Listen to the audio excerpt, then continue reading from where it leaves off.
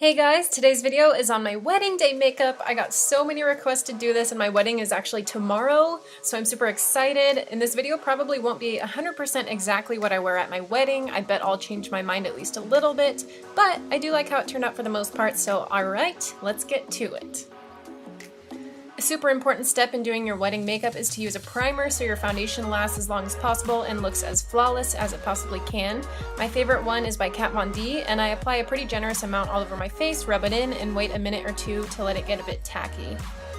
Then I'm actually going in with my Professional by Benefit, which I hardly ever use, but I just rub a little bit of this into the areas of my face where my pores are super noticeable, like my cheekbones and my forehead.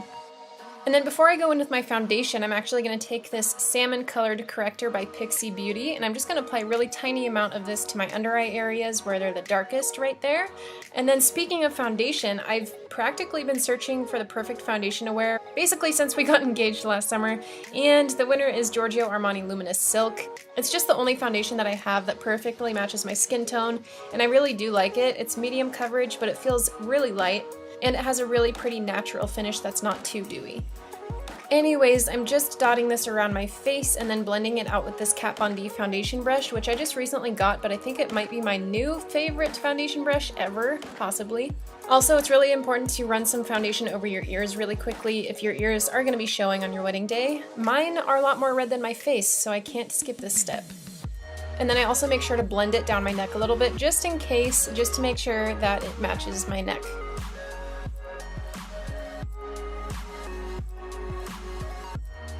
So once I have the first layer on, I go in and apply a little bit more of that foundation directly with my Beauty Blender in the areas that need a little bit more coverage, like my cheeks and chin.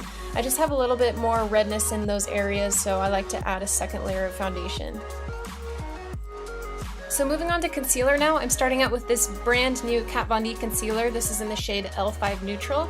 I'm going to apply this directly under my eyes where I have the most discoloration, and then I'm also going to go in with my MAC Pro Longwear Concealer in NC15 and apply this a bit lower to highlight.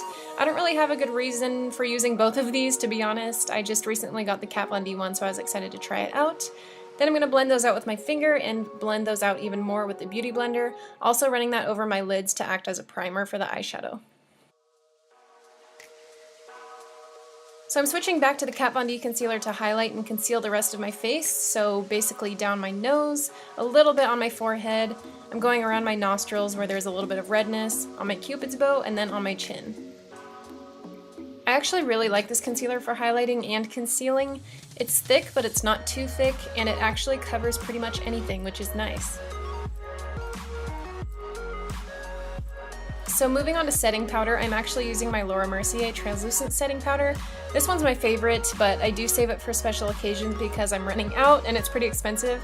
But this one is one of the only loose powders that I have that doesn't give me a white cast, and it just feels so nice and so smooth.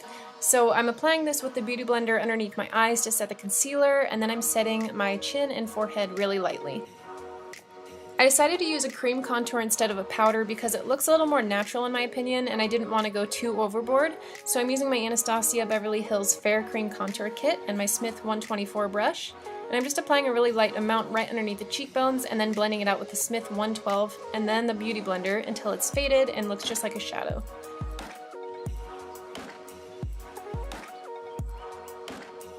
To warm up my face a bit more, I'm taking this Pure Minerals Glow Together bronzer, and I'm just applying this with a fluffy Frailest Cosmetics brush pretty much directly on top of the contour and then blending it upwards.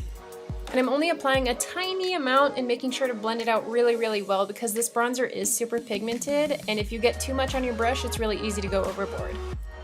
I'm also taking this up to my temples and across my hairline, and then a little bit underneath my jaw to balance out the warmth.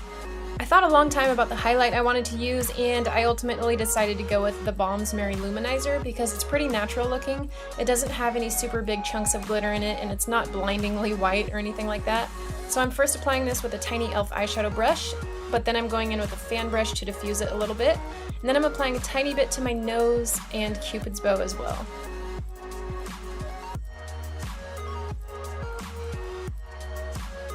So for blush, I'm mixing these two blushes. They are Blind Date and Promise Ring by Makeup Geek, and I'm taking this on a big fluffy brush by Kat Von D. And I'm just blending this right on top and slightly above where I applied that bronzer. Now I'm going to move on to the brows, so I'm taking this Smashbox Brow Tech Brow Powder in the color taupe, and I'm applying this in little hair-like strokes. I really like this product because if you use a light hand, it can look pretty natural. This isn't a perfect color match for me, so I do have to go in with a different product to darken up my brows a little bit. And for that, I'm using my Anastasia Beverly Hills Chocolate Brow Powder Duo, and I'm applying this mostly to the outer half and tail areas of my brows. And now it's time for the eyes, so to prep, I'm just taking a tiny amount of that translucent powder into the crease and up to the brows so that the other eyeshadows will blend over the top of it easily. Now I'm going to be using mostly Makeup Geek eyeshadows, and I'm starting out with Peach Smoothie, which, as you guys probably know since I've used it a million times on my channel, this is the perfect transition shade, and I'm just blending this into the crease with my 232 brush by Smith.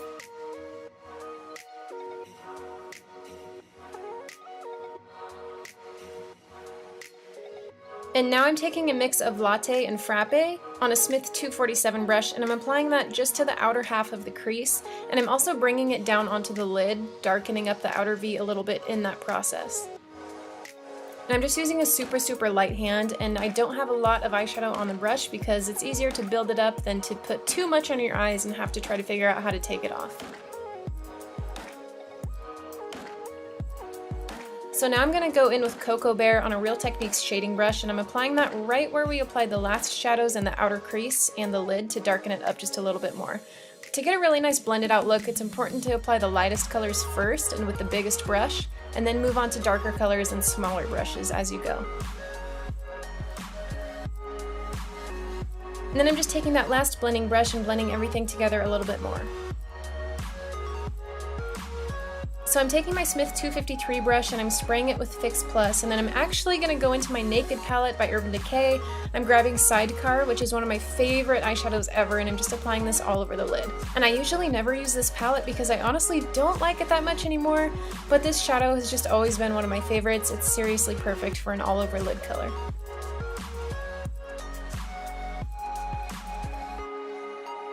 So now I'm going into my MAC Vanilla pigment with that same brush, and I'm just applying this to the very inner portion of my lid to lighten it up a little bit. So I knew I wanted to wear winged liner, but I thought gel or liquid might be a little bit too dramatic, so I'm taking Makeup Geek's Corrupt black eyeshadow on a Smith 212 brush, and I'm applying this like I would any regular eyeliner. Using a black eyeshadow gives the same effect, but it just looks a lot lighter. So as I'm applying it, I'm also dragging the brush back and forward a little bit so it kind of blends the eyeshadow out so it's not super harsh looking. Don't mind my nails, by the way. Oh my god, they're so bad. I'm getting them redone today. Don't you worry.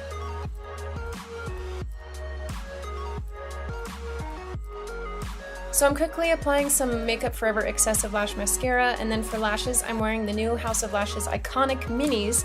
You guys know the original Iconics are some of my favorites, but they recently came out with a smaller version, and I think I like these even more. They're not super dramatic, but they just look really nice and flirty. And then I'm using the tweezers to squeeze those lashes in with my natural lashes so they don't look like they're separated.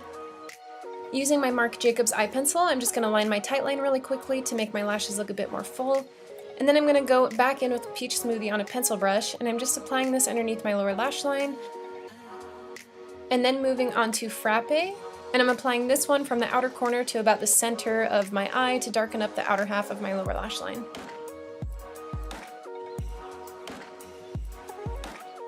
My favorite inner corner highlight is Thunderstruck by Kat Von D, so I'm just applying this with that same pencil brush and then finishing off the eyes with some mascara on the lower lashes. So now it's time for the lips, and I'm starting off with Rush Lip Liner by Urban Decay, and I'm using this to outline and fill in my lips.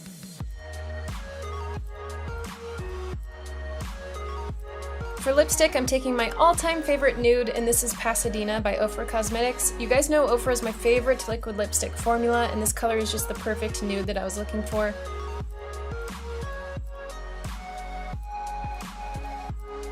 And then once I have that on, I actually decided to go in with Ofra's Laguna Beach, which is just a lighter pink, and I'm applying this to the center of my lips to give them some dimension and look a little bit more full without having to overline my lips too much. Alright guys, so last but not least, it's important to use a setting spray, so I'm using Ben Nye Final Seal, which is a super heavy duty makeup sealer. And that's it. I really hope you guys like this video. Thank you so much for requesting it, and you guys have just been so nice wishing me luck with my wedding and everything, so thanks for that. And if you're watching this because you're getting married soon, congrats. I'm super excited for you. Alright guys, thanks for watching, and I'll see you in my next video. Bye!